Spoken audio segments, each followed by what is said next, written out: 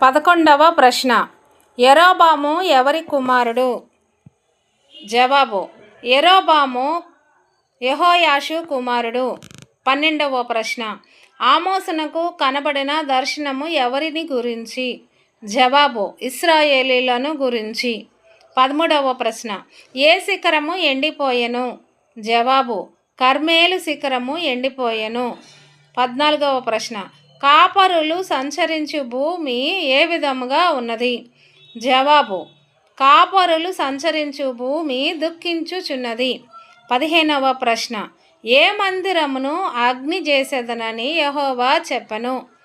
జవాబు: హజాయేలు మందిరమును అగ్ని చేసేదనని దేవుడు చెప్పెను. 16. ఎవరిని మోర్చెదనని యెహోవా సెలవిచ్చెను? జవాబు: ఎక్రోనును మోర్చెదనని యెహోవా సెలవిచ్చెను. 17వ ప్రశ్న. పట్టబడిన వారిని ఎవరిని అప్పగించిరి? జవాబు: ఏదోమీయులను అప్పగించిరి. 18వ ప్రశ్న. గర్భిణీ స్త్రీలు కడుపులను చీల్చిన స్థలము పేరు ఏమిటి? జవాబు: గర్భిణీ స్త్రీల కడుపులను చీల్చిన స్థలము గిలాదు. 19వ ప్రశ్న. తెకోవా అను పేరునకు అర్థమును తెలపండి.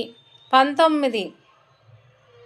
తెకోవా అను పేరునకు విడిది స్థలము అని అర్థము. 20వ ప్రశ్న. ఆమోసు గ్రంథంలో నదులు ఎన్ని? వాటి పేర్లు ఏమిటి? జవాబు: ఆమోసు గ్రంథంలో 3 నదులు ఉన్నవి. 1 అరణ్యపు నది, 2 నైలు నది, 3 మిస్రాయిము నది.